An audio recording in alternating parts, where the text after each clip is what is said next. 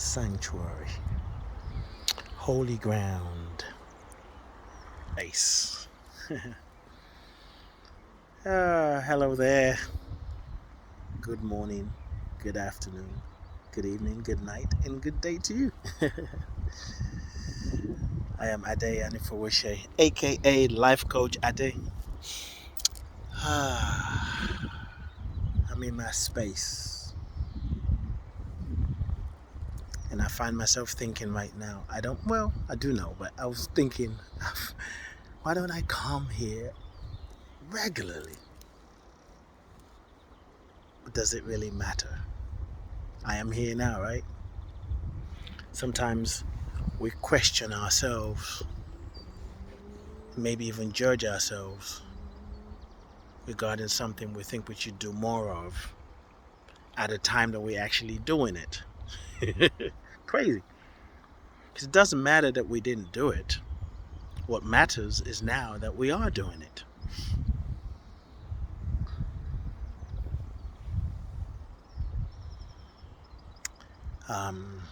This morning, I co-led an interplay session during the last few days up until tomorrow. Interplay for people in Australia, India, and Europe. We're running something called Leaders Gathering, and I co-led a session with a new friend of mine, Wishal. He lives in India, and we called the session Making the Invisible Visible. Those of you who follow me, who've been following me, know that that's something I talk about a lot. And the whole idea of making the invisible visible is, well, actually, the truth behind making the invisible visible is we're always making the invisible visible. Always. Everything you do, every time you have an idea that's in the invisible realm and you manifest it, or you have a thought and you speak it and you take it further and put it into action, you're making the invisible visible. And there are times when we resist what wants to be expressed from that invisible realm, and we try and hide it, put up all kind of facades to throw people off.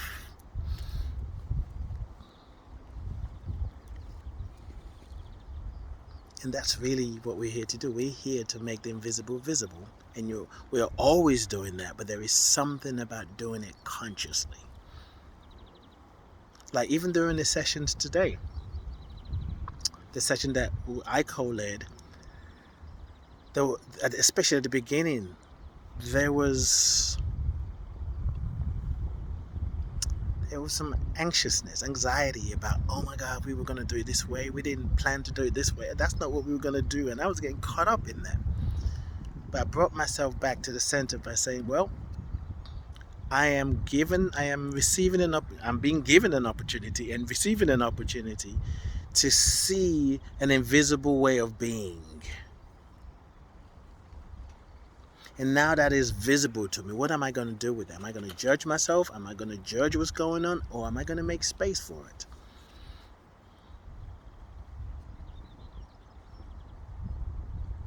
So, which ties in so completely with my work that I do, representing our ancestors, representing our stories. This conversation about ancestors, the more I go deeper, the more conversations I have with people, the more sessions I do around it. And recognizing that the idea of ancestors to some feels like this idea, this kind of weird, it's mythical, it's weird, depending on where your mindset is. It's mythical, and yet it's very present. It's part of our everyday today activity. We are always representing our ancestors. You're representing your ancestors right now, just by you being you, without even trying, without you knowing it. And when you represent, somebody might say, well, that's the same thing. Well, it is and it isn't. See, representing your ancestors, it's an invisible way of being. Oftentimes, it's a black dog comes here to hang out. Let's see, there it is. So, when you represent your ancestors, that's an invisible way of being. You're not really thinking about it. You're not even thinking about what you're thinking about. You're not thinking about how you're showing up. You're not thinking about if you look like you're frowning, but you're just passionate. But when you're representing your ancestors, you're bringing conscious awareness. You're being intentional. You're staying present. You're listening to what you're hearing. You're thinking about the thoughts that you're thinking. And every now and then, you may ask, what was it like for my ancestors to walk this earth? Whether that was 5 years ago, 10 years ago, 20 years ago, 50 years ago, 1,000 years ago, 200,000 years ago. What was it like for my ancestors to walk this earth? And recognizing that your ancestors, they're close to you. They're close by. They are you. You are them. You are expressing them. You're expressing their features. You're expressing some of their mannerisms. You're making some of the energies that was once invisible. You're making it visible now. And sometimes when the energy feels heavy and difficult, it shows up as trauma, shows up as an addiction, we want to push it away. But the energy of trauma, the energy of addiction, the energy of the misuse of our sexual power, judgment, criticism, divisiveness, hate, rage, those energies want to be healed. They want to be made visible. Sometimes we feel like by repressing it, we're being safe. Or we're saving others by repressing all the energy of judgment, of rage, of addiction. Well, it's when we repress it and deny it that is actually a problem. And it shows up in some of the ways that we're seeing things happen, things that people are saying, because they're repressing it and they're judging it about themselves. So what they are judging, they end up expressing, they push out instead of depressing it. Well, actually, they depress it too. So their communication and how they see the world, they express from a place of depression. They express from a place of feeling separate. They express from a place of not feeling enough. So they say they're better than you in order to compensate for their lack of self-awareness, self-awareness, self-understanding, self-knowledge, self-compassion. And the they that I'm talking about is sometimes you doing it to you to others. You're doing it to you and you're doing it to others. We're all in this together. And we can measure, we can compare and say some people do it worse than the others. It really doesn't matter. Hate is hate. And if it's not met with awareness, conscious awareness, it hurts. When it hurts, people get traumatized. People get triggered, traumatized. It gets passed on. When you are representing your ancestors, you're calling on deep wisdom. Some of our ancestors experience the same thing we're experiencing today. Confusion, doubt, feel not enough.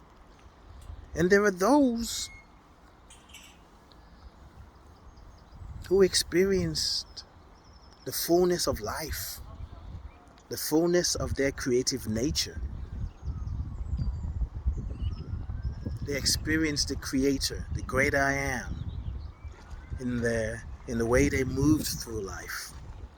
And there are those who experience both, and I think all of them will experience both, all sides. Let's say that. It's like, think about what you've gone through, what you're going through. Whether you're overjoyed, whether you're overwhelmed, there's an ancestor who went through exactly the same thing you're going through today. So to represent your ancestors is to remember that life is a journey. Life is not a problem to solve. It's an experience to learn from. It's an experience to embrace. It's an experience to make room for in your heart, in your mind. Representing your ancestors is remembering that you are part of a tree of life. And you can draw strength from your roots.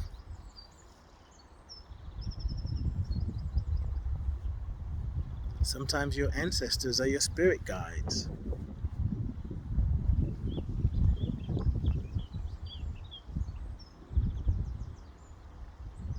It's not important to get caught up in terminology. It is important to recognize that there is a life in you, a life moving through you that didn't just show up when you were born. This life has always been. Your life, the life that is you, has always been. It will always be, it always was, and always is. And that life is the life of the Creator, it's the life of God, it's the life of the divine.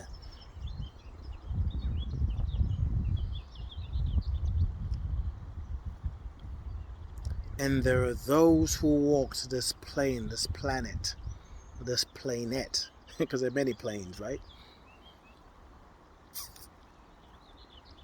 Who exemplified how powerful we are. They became an example of what is true when we align with the invisible essence of ourselves. Some of the popular names are Muhammad, Jesus, Buddha. I don't know, is Krishna a name of a person or a title? I mean, Christ is a title. Buddha is a title. Yeah, let me know what you think. I don't know. I have to Google that. But whatever it is, what is true is we are all light beings. We are all the bringer of the light. In representing your ancestors, your existence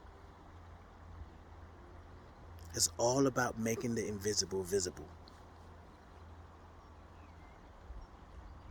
Sometimes because of the way we've been conditioned, what we've been told, what we've been taught, what we've allowed ourselves to accept as true, we think it's easier to voice the pain and the struggle than it is to voice the healing and the peace and the joy. It's so natural to us that talking about it is like, yeah, I know about love, I know about joy, but this is too painful. I got this whatever that I've been dealing with, and it's too much. So we think it needs more of our attention. It needs our conscious awareness, but it doesn't need more of our attention, because the more attention you give to something, the more you amplify it. I watched a video today that was on Twitter about something Bill Gates said, I think it's recently, about some ideas that he thinks is going to happen for humanity, creating bullshit about disease, and it's going to be worse. You know, when I watched the video at first, I was pissed. I was mad.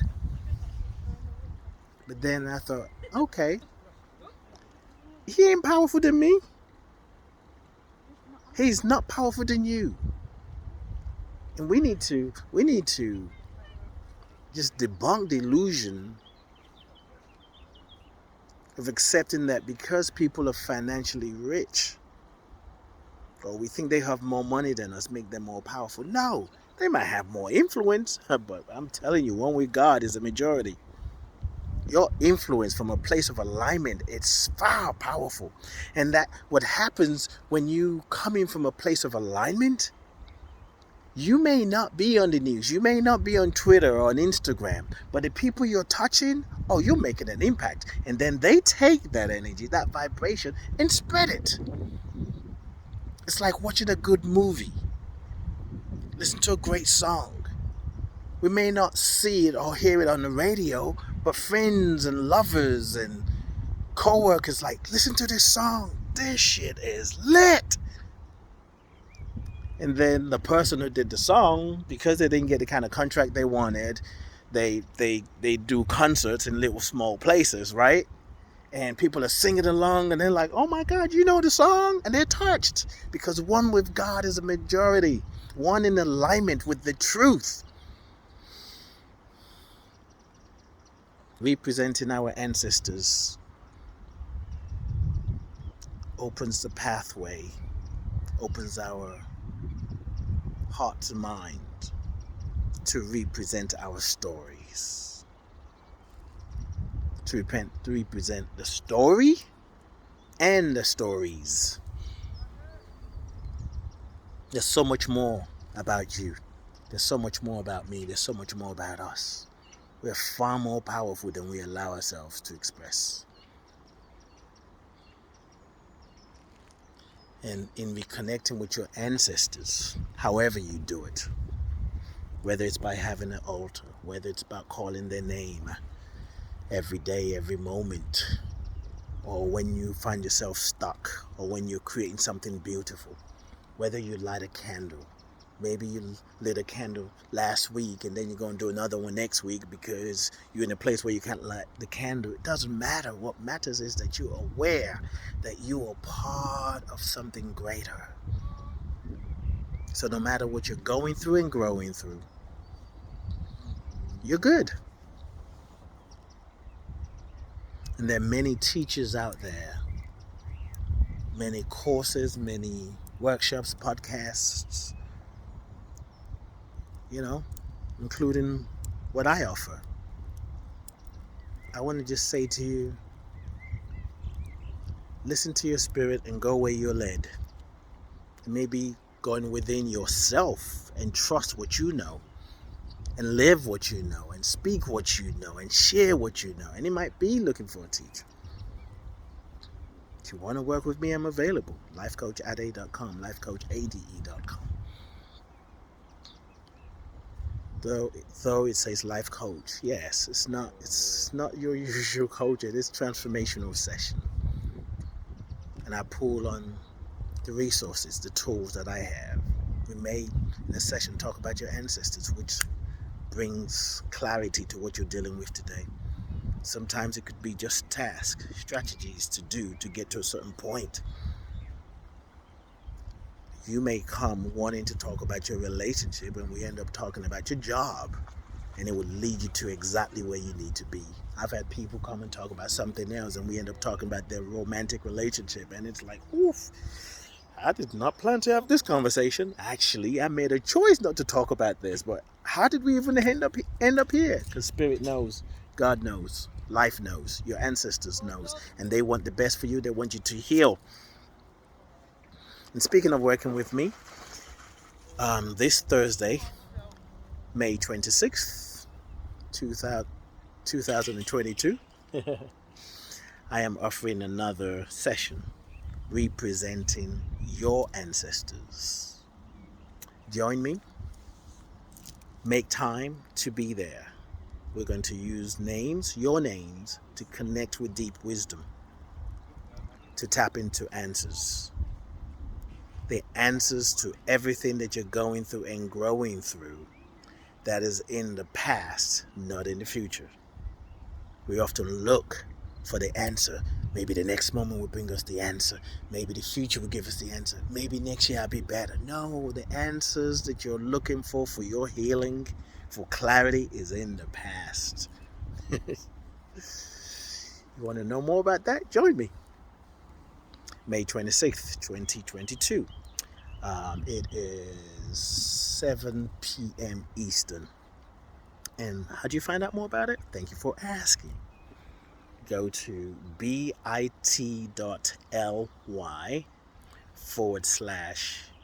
ancestors and the number 2. bit.ly/your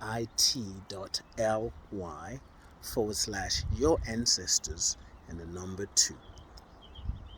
2. JC said, where 2 or more gather in my name, where 2 people come together agreeing with the Christ consciousness, with the light, with our magnificence, there would I be. The 2, the male and the feminine, the left brain and the right brain, the right hand and the left hand, the up and down. When you come together, when the egg and the sperm come together, there is life. There's a life-giving force that shows up. The invisible and the visible. Embrace it all. Thank you for listening. Thank you for listening this far. And once again, I would add the link to the video, to this post. Yeah, join us this Thursday. bit.ly/your ancestors, the number 2. Peace and blessings. Enjoy whatever it is you're doing. And if you can't enjoy it because you think you shouldn't be doing it, then stop it. Okay? And acknowledge yourself for recognizing you need to shift. If what you're doing ain't working for you, choose the game. Choose something different. I am Ade Anifowishe, aka Life Coach Ade. My website is lifecoachade.com. Peace and blessings.